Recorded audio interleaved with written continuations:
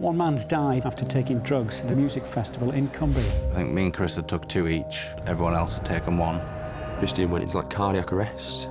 Simon was the one that went and bought the drugs. It could have been anyone in the group. Oh my God, I've got so many people into trouble. What if Simon gets into trouble? I was placed under arrest for conspiracy with intent to supply a Class A drug. I could be going away for several years.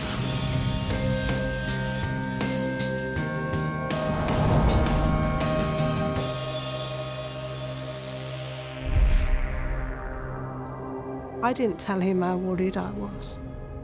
I needed to go onto the internet. I needed to find out what was going to happen because he doesn't want to worry me. He's not going to tell me that he might go down. I had like a barrister assigned to me. He read through all the case notes and he'd advised me that based on that evidence that I should plead guilty. In your head, you're kind of thinking, I'm pleading guilty to perhaps something I don't agree with. Or was it really a conspiracy? You know, I was just out to have some fun with a few friends and, you know, I'm looking at a big charge here. The conspiracy sounds quite grand, but really is an agreement between certain people to do certain criminal action.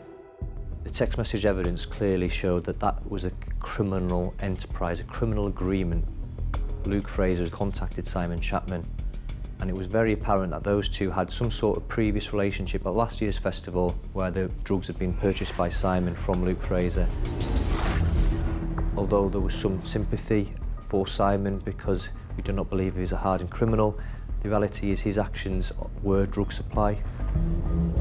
You've got to come back to the fact that Christian Pay has passed away as a result of his actions, and there's no getting away from that.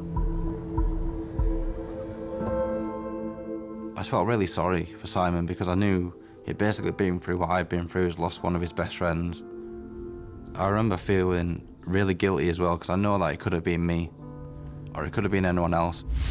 I had this guilt. I felt so bad for him. I didn't know what to say to him. And when I found out he was going to court and stuff, all I thought was that it was my fault and that he hated me.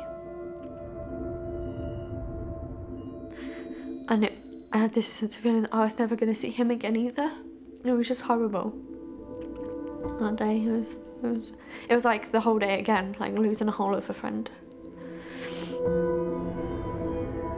I personally, for one, think it's wrong that he did get arrested.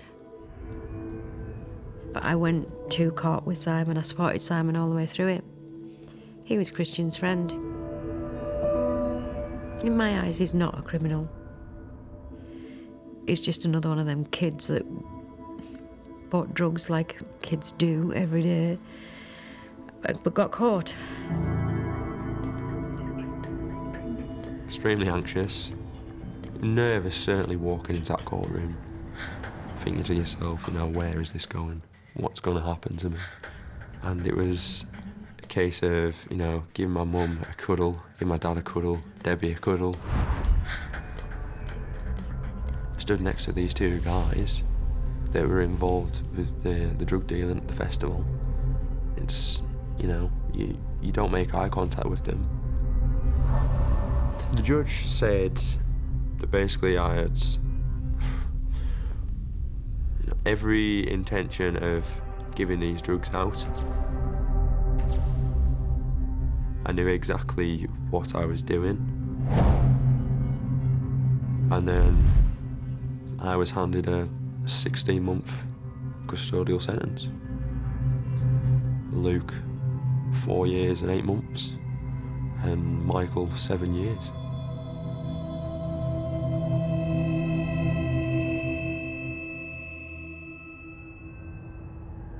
So you get taken down into like a custody room.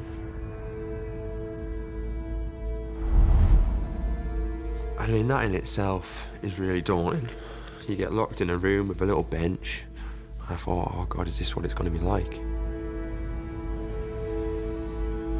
For the next 16 months.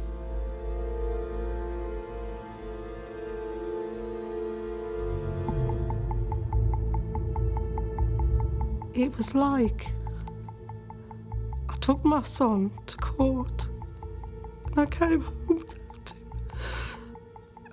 cried all the way home. I just couldn't believe it. And I still don't believe it to this day, that